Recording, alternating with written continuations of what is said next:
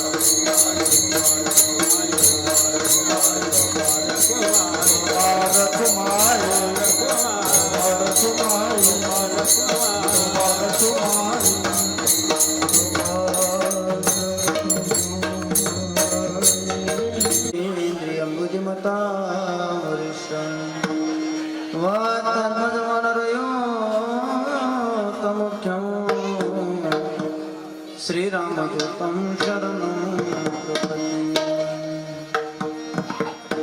राम कृष्ण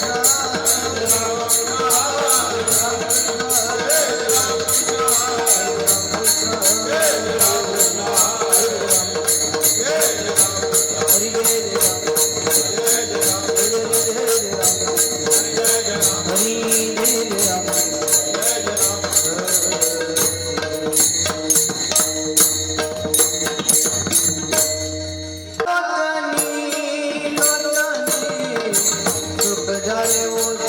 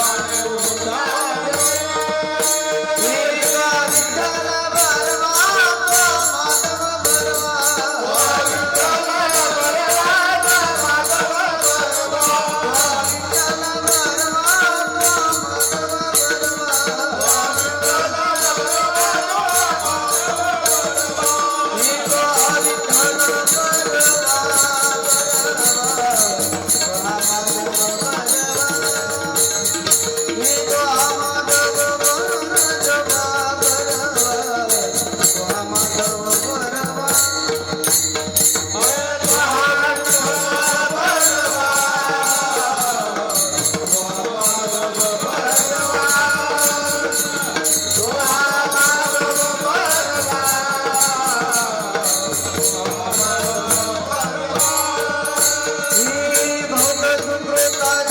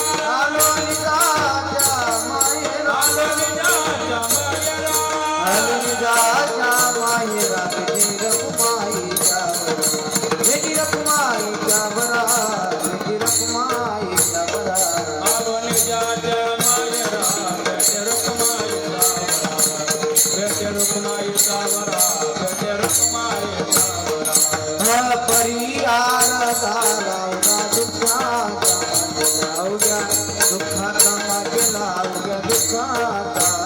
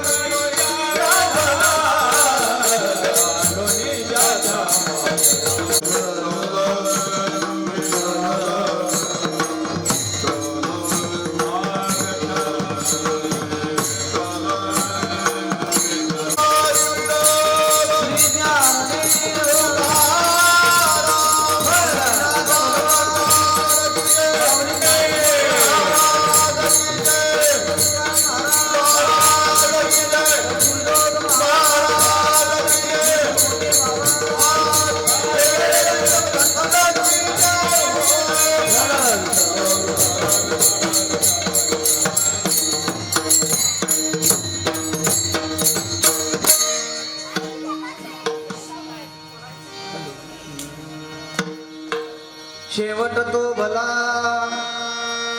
शेवट तो भला माझा बहु गोड झाला. आलो निजाच्या माहेरा, भेटे रखुमाईच्या वरा. परियार झाला अवघ्या दुःखाचा गेला. आलो निजाच्या माहेरा, भेटे रखुमाईच्या वरा. तुका म्हणे वाणी गेली आता घेऊदनी. आलो निजाच्या माहेरा, भेटी रखुमाईच्या वरा. समचरण सरोजम सांद्र नीलांबुधाव, जगन निहित पाणी मंडन मंडना. तरुण तुलसी मला कंदर कंद नेत्र, सदय दमला विठ्ठल चिंतयामी. पांडुरंगा कहो प्रथम नमन दुसरे तरुण संतांच्या, त्यांच्या कृपादान कथेचा विस्तार बाबाजी सद्गुरुदास तुका. यंत प्रविष्ट मम वाचमी मां प्रसुप्ता, संजीवयति किल शक्तिधर स्वधाम्ना. अन्यश्चतचरास्तचरण श्रवणत्व गादीन्, प्राणान् नमो भगवते वैराग्यवन्तं सुविचारयुक्तं. नमामि दुर्गं शिरसा गुरुन्तं. मंगलम भगवान विष्णु, मंगलम गरुडध्वज,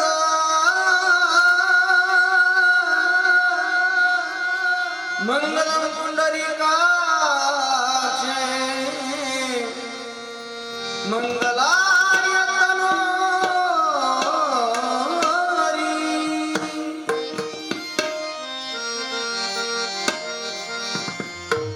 राधा मेरे स्वामिनी मैं राधे जुकुदास, जन्म जन्म दे जो ही श्री वृंदावन को वास. ही मज दिसत सो परम विख्यात, जो दान ब्रह्म याचा सुतो. नारद दान नाम तिथे क्षुतयाच्या चरणी नमनगा. जेने धर्म जितविलाची बळी, तो संभाजी दानवारी. कावतरला जयाची आपली, त्या छत्रपतीच्या चरण कमले साष्टांग नमन करीतो. मस्तक हे पायावरी या वारकरी संतांच्या. शेवट तो भला, शेवट तो भला माझा बहु गोड झाला. आलो निजाच्या माहेरा, भेटी रखुमाईच्या वरा. आवाज करतो का पुरुष मंडळी माझी? व्यवस्थित येतो ना आवाज? इकडे येतो का तरुण मंडळी? येतो ना? ऐका.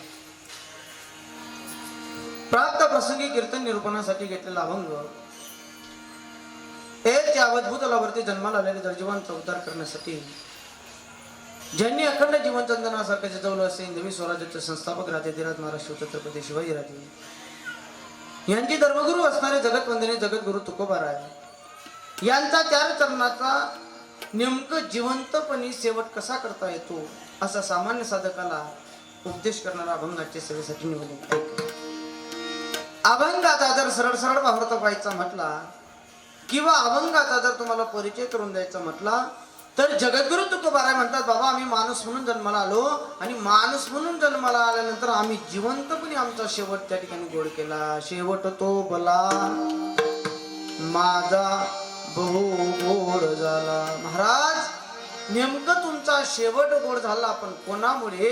महाराज म्हणतात, आलो निजाच्या माहेरा, भेटी रखुमाईच्या वरा. तुकोबाराय म्हणतात आमचा शेवट गोड झाला, पण आम्ही आमचा शेवट गोड कसा केला? आलो निजाच्या माहेरा भेटी रखुमाईच्या वरा. आलो निजाचं माहेर म्हणजे पंढरपूर. पंढरपुराला आलो आणि त्या पांडुरंग परमात्म्याचं दर्शन घेतलं. बेटी रखुमाईच्या वरा. रखुमाईच्या वरा म्हणजे पांडुरंग परमात्मा. पांडुरंग परमात्म्याचं दर्शन घेतलं आणि दर्शन घेतल्याचा परिणाम आमचा शेवट गोड झाला. बरं महाराज, कळालं तुमचा शेवट गोड झाला, पण जीवन जगत असताना जे तुमच्या जीवनातलं काही दुःख होतं, त्या दुःखाचं काय? तुकोबाराय म्हणतात तो परमात्मा सुखरूप आहे, आनंददायी आहे, आनंद आत्मा प्रदान करणारा देव आहे. त्या देवाचं जर दर्शन घेतलं तर परिणाम आम्हाला परिहार प्राप्त झाला. कोणता परिहार झाला? अवघ्या दुःखाचा मागिला. एक वेळ की आम्ही पंढरीला गेल्यानंतर भगवान परमात्मा पांडुरंग परमात्म्याचं दर्शन झालं, रुक्मिणीच्या वराचं दर्शन झालं. आतापर्यंत जे दुःख होतं ते दुःख भगवान परमात्म्याचा चेहऱ्या पाहिल्याबरोबर नाहीसं झालं. परिहार झाला, अवघ्या दुःखाचा मागेला. पण महाराज तुमचं दुःख कधी नाहीसं झालं? महाराज म्हणतात आलो निजाच्या माहेरा भेटी रखुमाईच्या वरा. पंढरीला आलो आणि त्या रुक्मिणीच्या वराचं दर्शन घेतलं, पांडुरंग परमात्म्याचं दर्शन घेतलं, परिणाम आमच्या जीवनातलं दुःख गेलं. कळालं महाराज? तुमच्या वाणीने आता तुम्ही स्वतः सांगितलं, पण आता मात्र तुम्ही संसारातून पंढरीकडे आलात. पंढरीत आल्यानंतर देवाचं दर्शन घेतलं आणि देवाचं दर्शन घेतल्यानंतर तुम्ही म्हणता तुमचा शेवट गोड झाला, तुमचं दुःख गेलं. आता देवाला पाहिल्यानंतर तुमची वाणी काय म्हणेल? तुकोबाराय म्हणतात बाबा आता देवाशिवाय आमची वाणी दुसरं कोणतंच नाव घेऊ शकत नाही. तुका म्हणे वाणी गेले आता घेऊ धनी. त्या भगवान परमात्मा शिवाय आम्ही कोणाची स्तुती करू शकत नाही, कोणाचंही चिंतन करू शकत नाही. पण महाराज कधीपासून? जेव्हा आम्ही पंढरीला आलो आणि रुक्मिणीच्या वराचं दर्शन घेतलं तेव्हापासून. आलो निजाच्या माहेरा भेटी रखुमाईच्या वरा. विठ्ठल विठ्ठल विठ्ठल.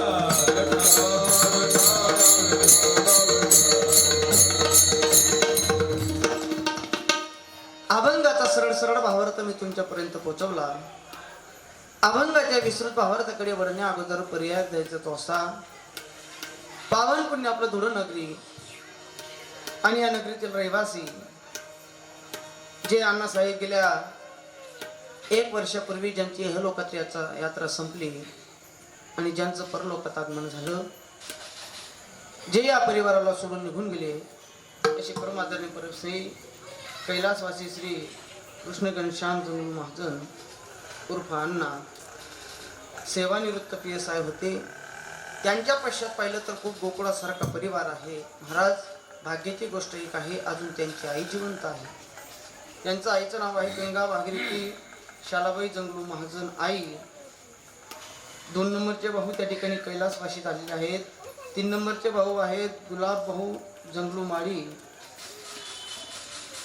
3 पंचवार्षिक त्या ठिकाणी ते नगराध्यक्ष राहिलेले आहेत. बरोबर, नगरसेवक राहिलेले आहेत. सर्व वेल एज्युकेटेड त्या ठिकाणी परिवार आहे. तदनंतर गंगा भागीरथी मंगलबाई कृष्ण महाजन त्यांची पत्नी आहे. सुनील जंगलू महाजन भाऊ आहेत. जगदीश भैया त्यांचे मोठे चिरंजीव आहेत. श्री पंकज कृष्णा महाजन बंटी दादा त्यांचे चिरंजीव आहेत. चिरंजीव शुभम यशवंत महाजन पुतण्या. समस्त बिराली माळी परिवार. महाराज एवढा परिवार आहे की नाव घ्यायला 2 तास जातील. पण आईचं नाव घेतलं आणि अण्णांचं नाव घेतलं की पूर्ण परिवाराचं नाव आहे. का? एक कौतुकास्पद गोष्ट या परिवारासाठी एकच आहे की अजूनही वर का परशुराम बाबा सर्व परिवार एकत्र. का? कारण एकत्रित राहण्याची जी संघटना आहे, जी ताकद आहे, जी किंमत आहे ती वेगळं राहण्या. कदाचित बघा एकत्र जर तुम्ही राहिलात, एखाद्या मुंगीला एखादा गुळाचा खडा जर न्यायचा असेल तर ती कदाचित एकटी नेऊ शकत नाही. पण अनेक मुंग्याची सांगड जर जमा झाली आणि त्यांनी जर ठरवलं हा गुळाचा खडा मला घरापर्यंत न्यायचा आहे तर ते सहज नेऊ शकतात. छोटं संकट आलं, काहीतरी त्या ठिकाणी कार्य असेल तर एकटा माणूस करू शकत नाही. एकट्याचा नवे खेळ म्हणून मेळ जमविला. हा सर्व परिवार पुढे आपला विषय येणारच आहे. या अण्णांच्या प्रथम पुण्यस्मरणानिमित्त आजच्या ठिकाणी कार्यक्रमाचं नियोजन आहे. आजच्या दिवसाला पाहिलं तर 3 नाव आहेत. कोणकोणते? पहिलं आहे पुण्यतिथी, दुसरं आहे पुण्यस्मरण आणि तिसरं आहे वर्ष श्राद्ध. ऐका, एका मिनिटात व्याख्या सांगतो. नेमकं पुण्यतिथी म्हणजे काय? जी व्यक्ती ज्या तिथीला निघून गेलेली असते त्यांच्या जाण्याने ती तिथी पुण्यवान होते, त्या तिथीला म्हणतात पुण्यतिथी. दुसरं आहे पुण्यस्मरण. पुण्यस्मरण कोणाला म्हणतात महाराज? जी व्यक्ती आपल्यातून निघून गेलेली असते त्यांचं स्मरण करून पारमार्थिक कार्य केलं जातं, त्याला म्हणतात पुण्यस्मरण. आणि वर्ष श्राद्ध कोणाला म्हणतात? जी व्यक्ती आपल्यातून निघून गेलेली असते त्यांच्याविषयी अंतःकरणात श्रद्धा निर्माण करून जे पारमार्थिक कार्य केलं जातं त्याला वर्ष श्राद्ध म्हणतात. आणि हा उदात्त हेतू या विरारी परिवाराच्या अंतःकरणात परमार्थाचा दूध झाला. परमार्थाविषयी तळमळ निर्माण झाली. अण्णांनी पहिले तर भरपूर कष्ट केलेले होते, भरपूर परमार्थात जीवन व्यतीत केलेलं होतं. मग आपल्या अण्णांसाठी आपण काय करू शकतो? बघा बरं का, पहिलाच प्रश्न एक पडेल तुम्हाला की महाराज गेलेल्या व्यक्तीच्या पुण्यस्मरणाला कीर्तनच का करायचं असतं? आता बघा, हिंदू धर्मात काही कार्यक्रम कमी आहेत का? या मंडळीकडे काही पैसा कमी आहे का? यांनी जर आज या ठिकाणी ठरवलं असतं तर शालिक शांताराम मागवला असतं, रघुवीर खेडकर मागवला असता. पण महाराज पैसा असून चालत नाही. हिंदू धर्मात ज्या कार्याला जे कार्य शोभून दिसतं तेच कार्य केलं पाहिजे. महाराज आजच्या पुण्यतिथीला कीर्तनाचाच कार्यक्रम का करतात तर ऐकून ठेवा. अण्णा गेल्या 1 वर्षापूर्वी आपल्यातून निघून गेलेले आहेत. 42-45 एकर जमीन आपल्याकडे आहे. त्याच्यातली 25 एकर जमीन आपण त्यांच्यापर्यंत पोहोचवू शकत नाही. आपले कदाचित 1 कोटी बँकेमध्ये असतील, त्यांच्यातले 25 लाख आपण त्यांच्यापर्यंत पोहोचवू शकत नाही. मग महाराज त्यांच्यापर्यंत आपल्याला काय पोहोचवता येईल? त्यांना उंच स्थिती प्राप्त करण्यासाठी आपल्याला काय कार्य करता येईल? तर ऐका, आपण त्यांच्यापर्यंत फक्त नामचिंतनाची शिदोरी गोळा करून इकडे लक्ष द्या. पैसा पाठवू शकत नाही, प्रॉपर्टी पाठवू शकत नाही. इथून फक्त नामचिंतनाची शिदोरी गोळा करायची आणि अण्णा ज्या स्थितीत असेल त्यांच्यापर्यंत ती नामचिंतनाची शिदोरी पोचवायची. आणि कलियुग नामचिंतनाची शिदोरी पोचवण्याचं एकमेव साधन म्हणजे फक्त कीर्तन. कीर्तनातून नामचिंतनाची शिदोरी गोळा करून त्यांच्यापर्यंत पोचवायची आहे. हा हेतू सर्व मंडळींनी धारण केला आणि मग केलं पाहिजे. महाराज आमच्या अण्णांनी आमच्यासाठी भरपूर केलं. मग त्यांच्या ऋणातून उत्तीर्ण होण्यासाठी मुलगा असेल, मुलं असतील, मुली असतील, भाऊ आई असेल, सर्व परिवाराने हा उपक्रम या ठिकाणी उभा केला. ज्यांच्या मार्फत ही सेवा माझ्यासारख्या पामराकडे पोचली असे परमादरणीय परमश्री आमचे किरण दादा असतील, आमचे भैया दादा असतील, यांचा संपर्क झाला आणि संपर्काच्या द्वारा ही सेवा माझ्यासारख्या पामराकडे आली आणि इथं येण्याचं भाग्य लाभलं. तुमच्यासारख्या साधुतुल्य श्रोते समाजाचं दर्शन घडलं, आनंद वाटला. इथं आल्यानंतर सर्व जीवाभावाची मंडळींची भेट झाली. जे या ठिकाणी गायनाला ज्यांची प्रामुख्याने उपस्थिती आहे असे परमादरणीय परमश्री आपलं धुळे जिल्ह्याचं वैभव, एक बुलंद आवाज, परमश्रद्धेय परशुरामजी महाराज या ठिकाणी उपस्थित आहेत. महाराजांना वंदन करतो. तदनंतर दादांचं नाव प्रवीण महाराज या ठिकाणी उपस्थित आहेत, त्यांना वंदन करतो. परमश्रद्धेय आमचे कांतीलाल महाराज या ठिकाणी उपस्थित आहेत, त्यांना वंदन करतो. तबलावार जे विराजमान आहेत बघा, शरीराने जे ते वृद्धंगत झाले पण वाजण्यात अजून तरुण आहे. अगदी गोड त्यांचं वादवणं आहे असे आमचे मुकुंद महाराज या ठिकाणी उपस्थित आहेत, त्यांना वंदन करतो. आमचे पेटी मास्तर बाबा आहेत, त्यांना वंदन करतो. मृदुंगाचार्य कन्हैया महाराज या ठिकाणी उभे आहेत, मृदुंगावर त्या ठिकाणी 7 प्रत आहेत. अगदी गोड त्यांचं वादवणं आहे. महाराज या ठिकाणी उपस्थित आहेत, महाराजांना वंदन करतो. जवळजवळ समस्त भजनी मंडळ खेड्या येथील संपूर्ण भजनी मंडळ आहे. विनेकरी बाबांपासून तर मृदुंगाचार्य महाराजांपर्यंत माझ्याबरोबर आलेले आमचे काका आहेत, वडील आहेत, जे या ठिकाणी कॅमेरा प्रक्षेपणाचं काम करत आहेत, ते दादा या ठिकाणी उपस्थित आहेत. माझा स्वच्छ आवाज तुमच्या कर्णपटलापर्यंत पोहोचवण्याचं जे कार्य करत आहेत ते एक महाराष्ट्रातील नामांकित साऊंड सिस्टीमचे मालक किरण दादा या ठिकाणी उपस्थित आहेत. जवळजवळ या परिवारावर प्रेम करणारे बाहेर गावून आलेले सर्व नातेवाईक आपचेष्ट स्वकीय त्यांच्या प्रेमाने धुळ्यातील सर्व जीवाभावाची मंडळी या ठिकाणी उपस्थित आहेत. सर्वांना एक वेळेस वंदन करतो आणि सेवेला सुरुवात करतो. विठ्ठल विठ्ठल विठ्ठल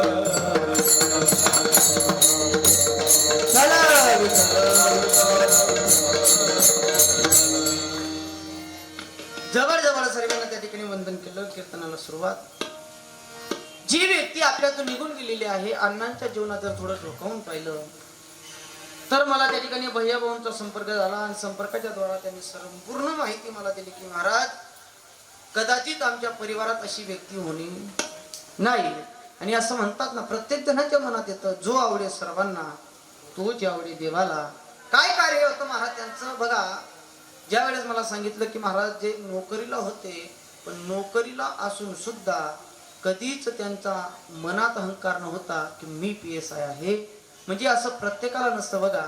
ज्ञान येतं तिथं अहंकार येतो, आणि अहंकार आला की ज्ञान येतं. पण ज्ञान असताना अहंकार नाही, तो माणूस असतो. का? कारण कार्य करत असताना असंच त्यांनी कार्य केलं. संसार क्षेत्रात असेल, पारमार्थिक क्षेत्रात असेल, फार औदुंबर कार्य त्यांचं आहे.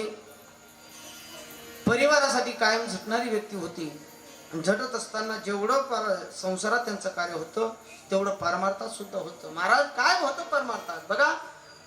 होता येतो शिक्षण क्षेत्रातले माणसं परमार्थाकडे येत नाही, आणि कदाचित पारमार्थिक माणसं शिक्षण क्षेत्राकडे जात नाही.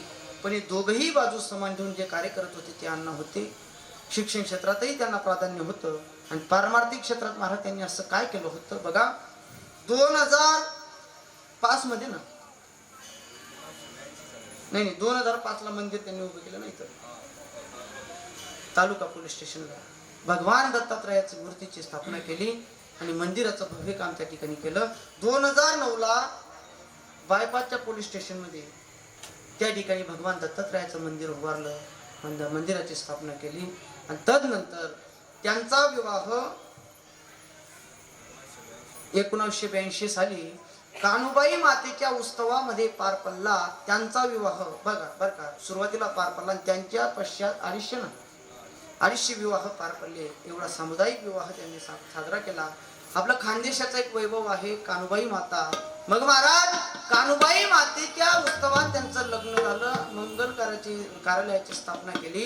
मग काय ठेवायचं मंगल कार्यालय? मंगल कार्यालयाचं नाव त्याच्याकडे पंचायत पडली. मग काय तेच नाव ठेवू, कानुश्री मंगल कार्यालय. किती गोड नाव आहे बघा.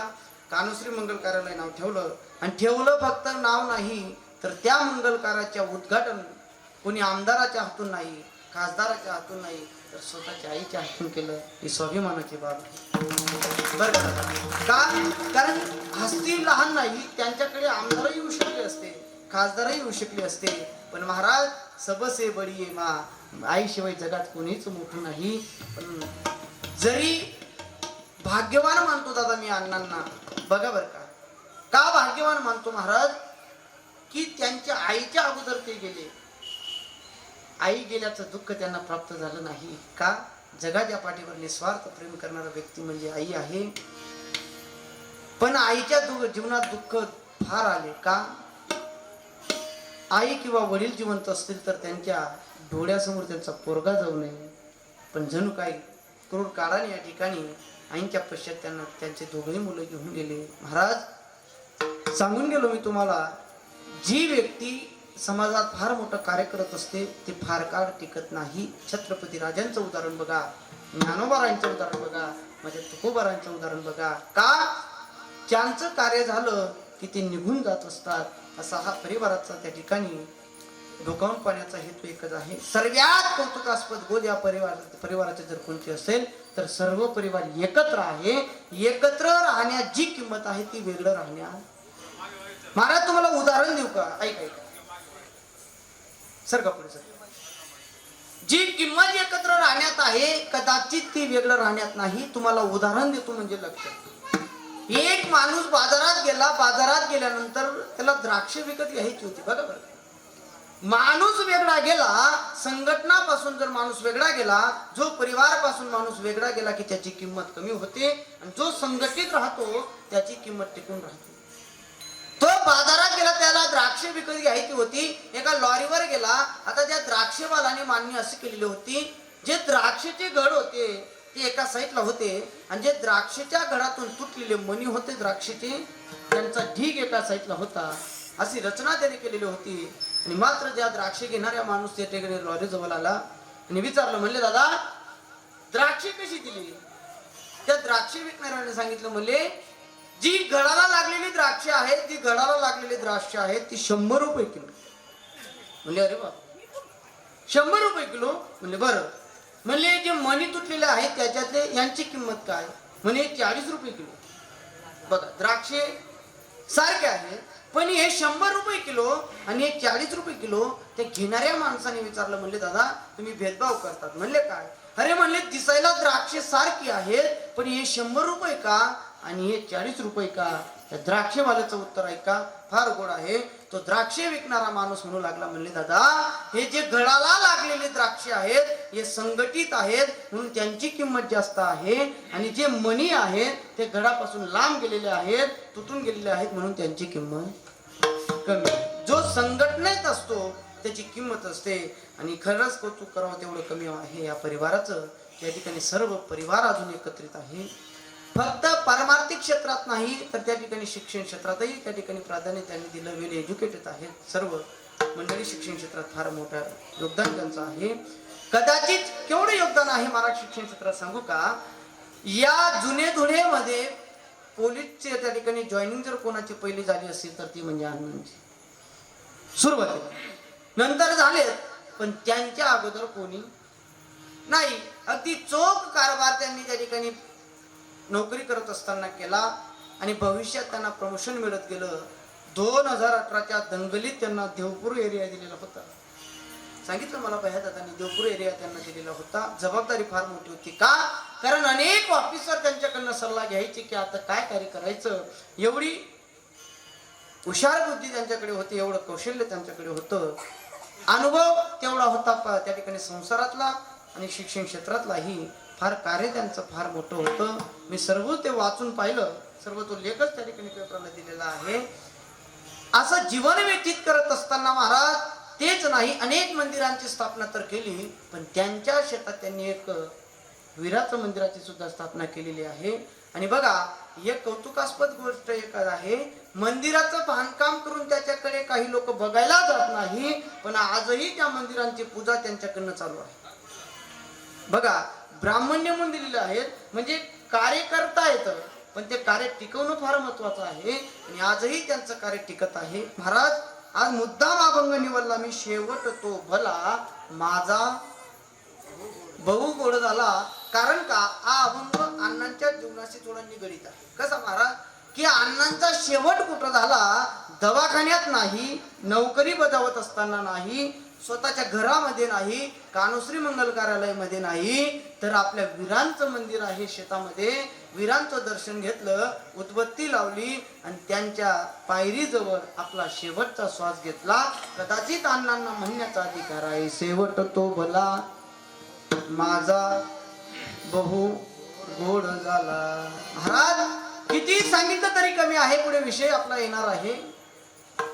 कोणाचा शेवट गोड होऊ शकतो? बघा जगाच्या पाठीवर 2 गोष्टी जिंकल्या म्हणजे त्याचा शेवट गोड होतो. कोणत्या कोणत्या? पहिला आहे काळ आणि दुसरा आहे देव. बघा लक्ष दिलं तर कळेल. पहिला आहे काळ जिंकायचा. आता काळ काय जिंकणं सोपं नाही. का? ज्या लोकात आपण वावरतो त्या लोकांचं जे नाव आहे ते म्हणजे मृत्यू. आणि मृत्यू शब्दाची व्याख्या जर पाहिली तर मृत्यू म्हणजे माती. इथं जन्मलेल्या, इथं प्रगट झालेल्या, इथं अवतरित झालेल्या सर्व गोष्टींची, सर्व जीवांची एक ना एक दिवस माती होते म्हणून या लोकांना म्हणतात मृत्यू लोक. का? इथं राहण्यासाठी कोणी झालं. कारण मृत्यू लोकांचा नियम आहे, जो जन्माला आला तो जाणार आहे आणि जो गेला की तो पुन्हा जन्माला येणार आहे. हे मी नाही म्हणत, ज्ञानोबा ज्ञानेश्वरी मध्ये वर्णन करतात. उपजे ते नासे नासिले ते पुनरुपी दिसे, हे घटिका यंत्र जैसे परिभ्रमिका. सोपं करून सांगू का दादा? गडेडीचा काटा 12 पासून निघाला की तो फिरत फिरत 12 वर येईल, त्याच्यात तीड मात्र शंका नाही.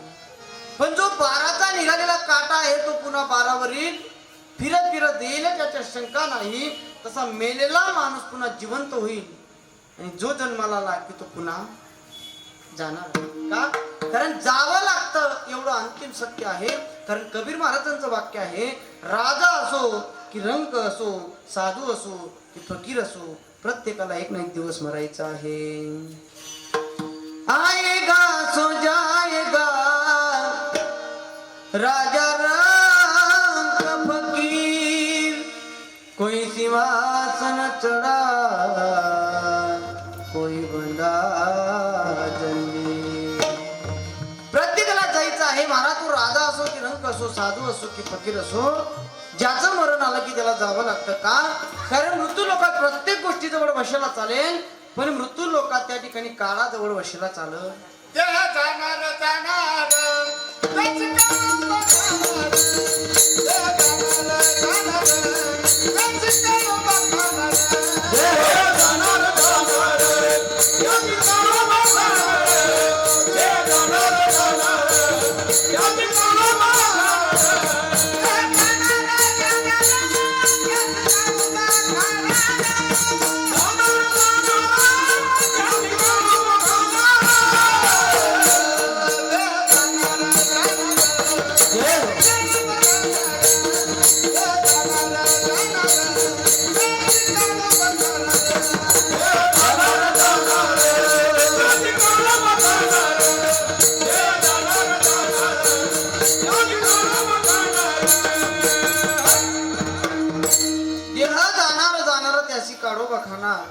काळाजवळ वशाला चालत नाही, प्रत्येक गोष्टीजवळ वशाला चालू असतो. का? जर काळाजवळ वशाला चालला असता तर गोपीनाथ मुंडे, आर.आर. राभा, विलासराव देशमुख कधीच मेले नसते. आला काळ घ्यायला दिल्या 2 पेट्या या पुढच्या वर्षी, पण नाही मायबाप, काळ आला की घेऊन जातो. तो राजा असो की रंक असो, साधू असो की फकीर असो. कारण का? माणूस जन्माला आला की त्याच्या पाठीमागे काळ जन्म घेतो, आणि ज्याचं मरण आलं की त्याला उचलून येत असतो. कारण अण्णांचं मरण त्या ठिकाणी 63व्या वर्षी असेल, 63 वर्ष वय होतं. 63व्या वर्षी अण्णांचं मरण असेल तर त्या ठिकाणी काळ घेऊन गेला. महाराज, ज्याचं मरण जिथं लिहिलेलं असेल त्याला तिथं मरावंच लागतं. कारण का? या मृत्यू लोकातलं अंतिम सत्य जर काय असेल तर ते फक्त म्हणजे मरणी. मरावं लागणार आहे एवढं अंतिम सत्य. पण कधी मरावं लागेल महाराज?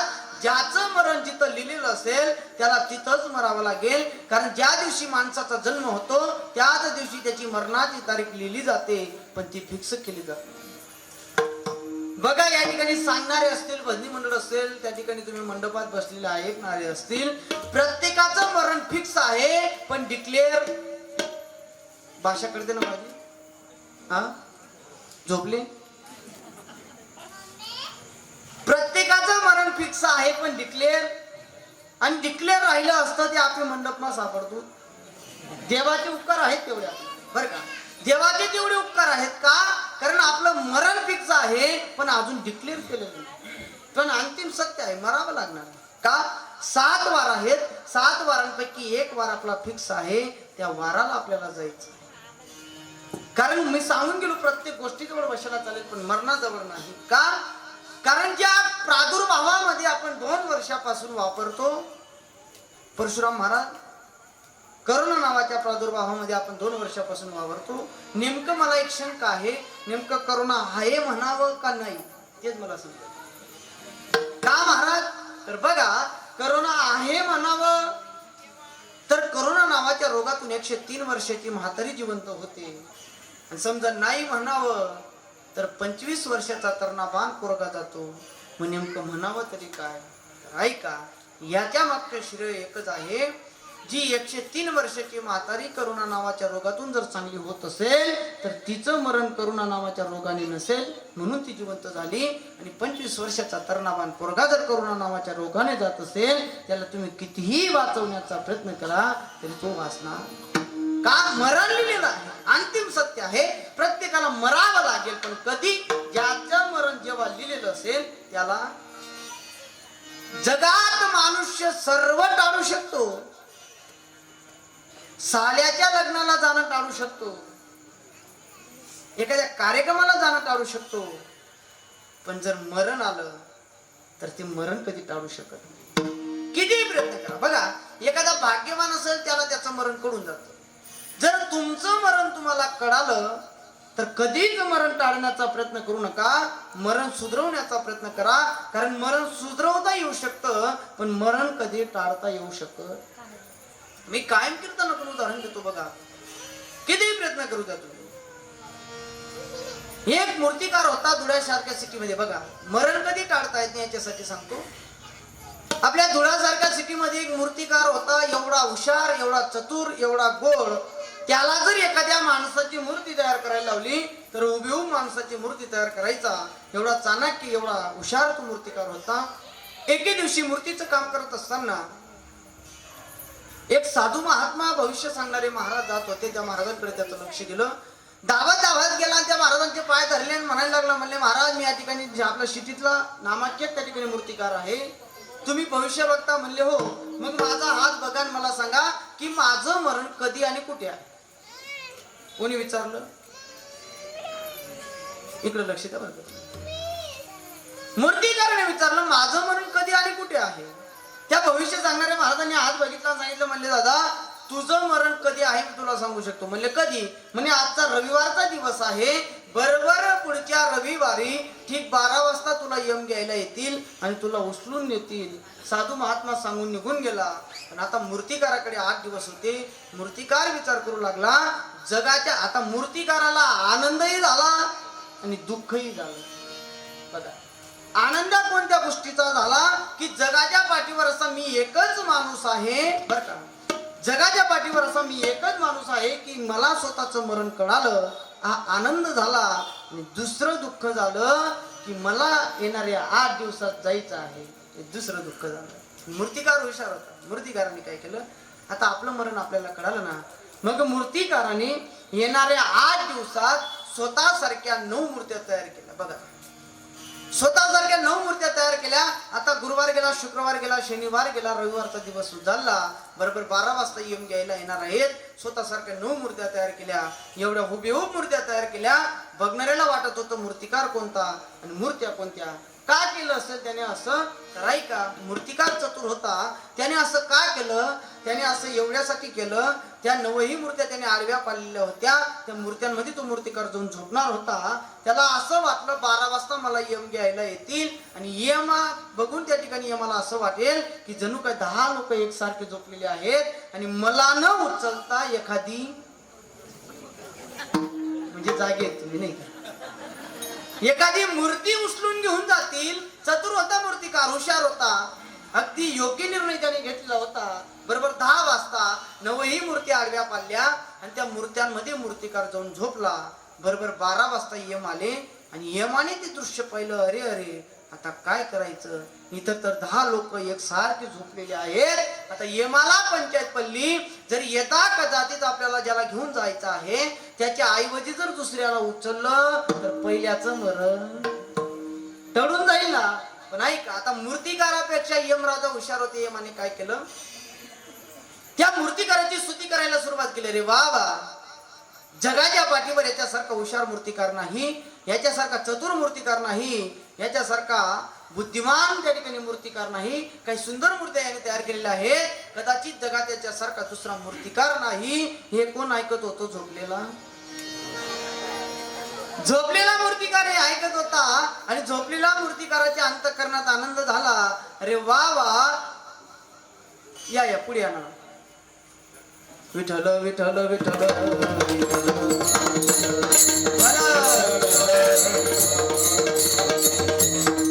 झोपलेल्या मूर्तिकाराला आनंद वाटला. का आनंद वाटला की जो यम मला घ्यायला आला तो सुद्धा माझी स्तुती करतो आणि जगाच्या पाठीवर असा एकही माणूस नाही की त्याला स्तुती आवडत.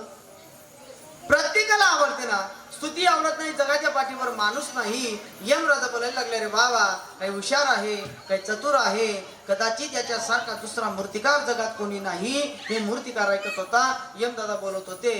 आता यमराजा बोलता बोलता बोलता पुढे जाऊन एक शब्द बोलले ते ऐका, कदाचित याच्यासारखा हुशार नाही, याच्यासारखा बुद्धिवान नाही, काही सुंदर मूर्त्या तयार करतो, याच्यासारखा जगाच्या पाठीवर मूर्तिकार नाही. या मूर्तिकाराची अजून या जगाला गरज आहे.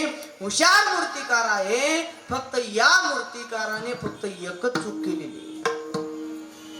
आता बघा बर का, जरी मृत्यू लोकातल्या माणसातल्या प्रत्येकाला स्तुती आवडते, पण चूक कोणाला आवडत,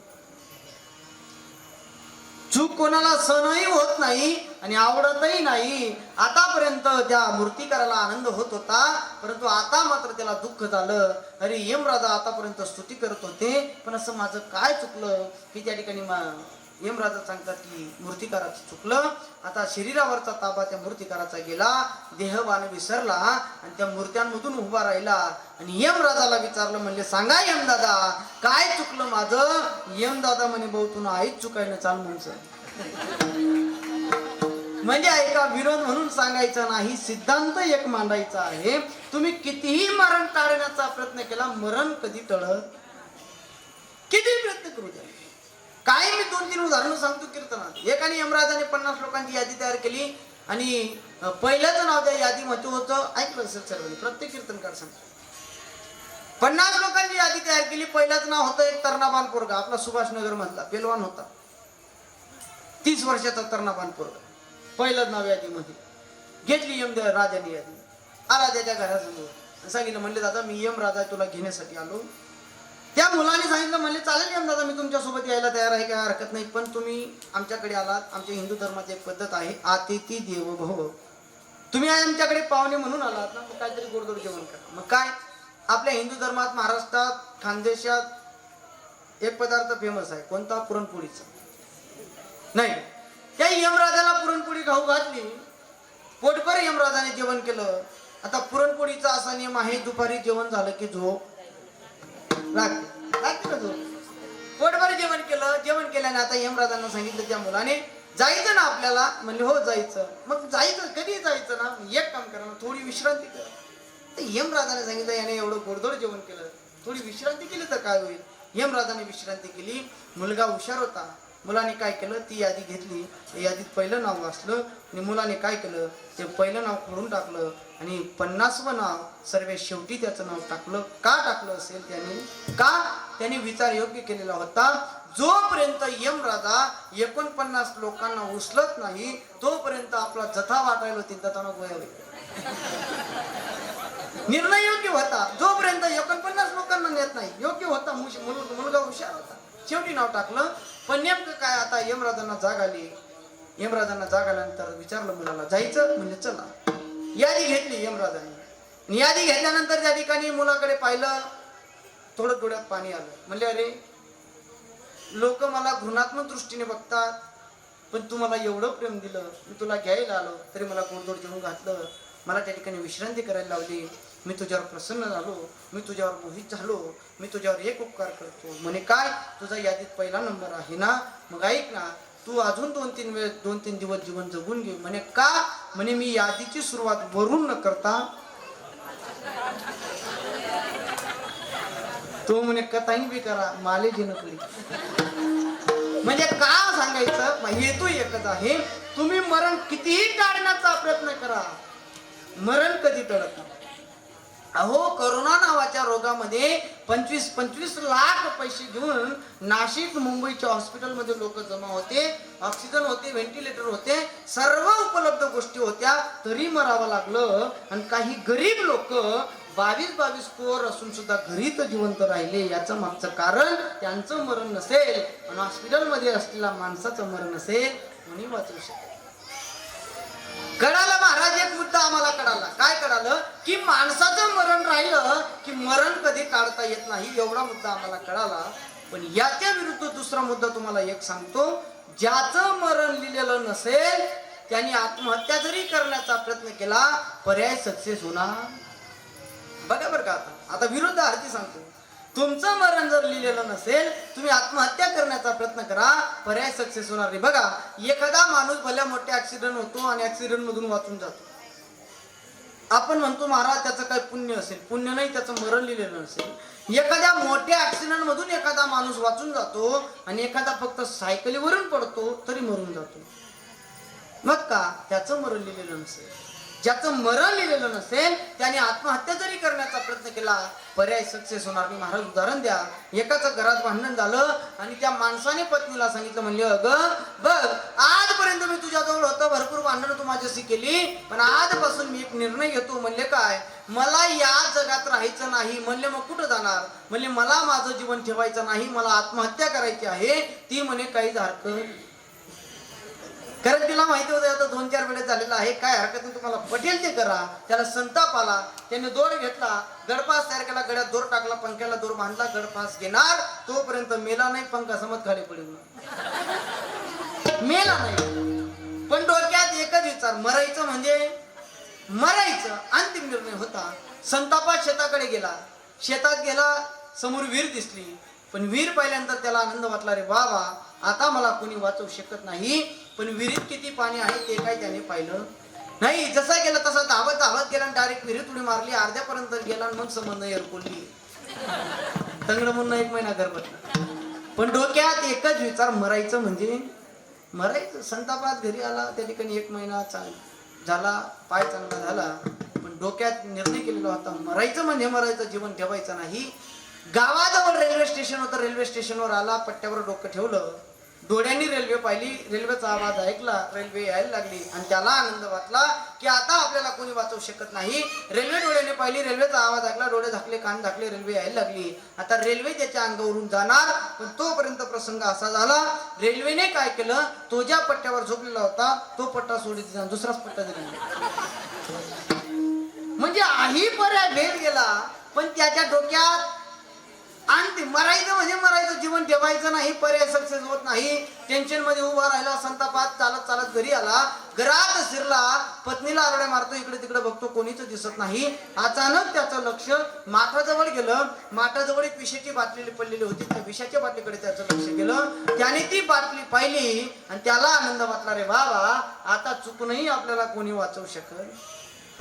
त्याने ती बाटली घेतली, झाकण उडवलं, तोंडाला लावली, घटाघटा प्राशन करत. तोपर्यंत पत्नी घरात आली. पत्नीच्या समोर ती बाटली फेकली आणि तो पत्नीला म्हणायला लागला, म्हणले अगं बघ आता मी त्या ठिकाणी राहणार नाही, मी माझं जीवन ठेवणार नाही. ती म्हणले कस काय? म्हणले जी माठाजवळ विषाची बाटली ठेवलेली होती ना, तिच्यातलं संपूर्ण विष मी प्राशन केलेलं आहे. ती बाई म्हणायला लागली, म्हणले तुम्ही जर त्या माठाजवळ ठेवलेल्या बाटलीतलं जर विष प्राशन केलेलं असेल तर तुम्ही कदापि मरणार. म्हणले कस काय? म्हणजे ती मग काळजी न तू कोणतीर भरल. म्हणजे ऐका, विनोद म्हणून सांगायचा नाही, सिद्धांत एक मांडायचा आहे. ज्याचं मरण लिहिलेलं नसेल त्याने आत्महत्या जरी करण्याचा प्रयत्न केला, पर्याय सक्सेस होणार नाही. कडाला महाराज इथपर्यंत आम्हाला आत्महत्याच जाऊ द्या, कांतीलाल महाराज, एखाद्या माणसाचा खून करण्याचा प्रयत्न करा, मर्डर करण्याचा प्रयत्न करा आणि त्याचं जर मरण लिहिलेलं नसेल तर तो कदापि मरत. किती प्रयत्न करा. एका म्हातारीला, 90 वर्षाच्या म्हातारीला सुनबाईने आणि मुलाने मुंबई सारख्या सिटीमध्ये 10व्या मजल्यावरून खाली फेकलं. रात्री 12 वाजता फेकून दिलं म्हातारीला. सुनबाई निश्चिंत झाले की आजपासून सासूचं टेन्शन राहणार नाही. दोघंही झोपले आणि झोपल्यानंतर 1 वाजला, 2, 3, 3:30, 4 वाजता बरोबर दरवाजा वाजवण्याचा आवाज. त्या मुलाने विचार केला, एवढ्या रात्री कोण असेल, एवढ्या पहाटे कोण असेल. तो मुलगा उठला, चालत चालत गेला, दरवाजा उघडवला, पाहतो तर म्हातारी. त्या मुलाने प्रश्न केला, म्हणले आई अगं रात्री 12 वाजता तुला 10व्या मजल्यावरून खाली फेकलं तरी तू जिवंत कस काय? ते म्हातारीचे शब्द ऐका, फार गोड आहे. म्हातारी म्हणले भाऊ, जेव्हा तू 12 वाजता मला वरून खाली फेकलं तेव्हा खाली कपाशीची गाडी उभी होती. सांगायचा मुद्दा एकच आहे, जर तुमचं मरण लिहिलेलं नसेल, तुम्हाला मारण्याचा प्रयत्न करू द्या, तो पर्याय सक्सेस होणार नाही. महाराज इथपर्यंत आम्हाला कळालं की मरण माणूस टाळू शकत नाही, पण मरावं लागतं. तर ऐका, जर मरण टाळता येत नसेल पण मरण कसं सुधरावं हे आपल्याला करू शकतो. भागवतात परीक्षित राजांना कळालं की येणाऱ्या 8 दिवसात माझं मरण आहे. परीक्षित राजांनी आपलं मरण टाळण्याचा प्रयत्न केला नाही, तर श्रीमद भगवद्गीता श्रवण केली आणि आपलं मरण सुधरून घेतलं. मायबाप, मरायचं कसं? कबीर महाराज सांगतात ना तसं. कबीरा जब हम पैदा हुए जग रोवे हम हसे, ऐसी करनी कर चलो जग रोवे हमसे. सोपं करून सांगू का? जेव्हा पोरगा जन्माला येतो तेव्हा अख्खं गाव आनंद व्यक्त करतं, फक्त एकटा माणूस रडतो. कोण? जो जन्माला येतो, फक्त तोच रडत असतो. अख्खं गाव आनंद व्यक्त करतं. पण ऐका, जन्म आणि मृत्यू हे 2 बिंदू आहेत. जी मधली रेषा आहे तिला जीवन म्हणतात. असं जीवन जगा की आपण गेल्यानंतर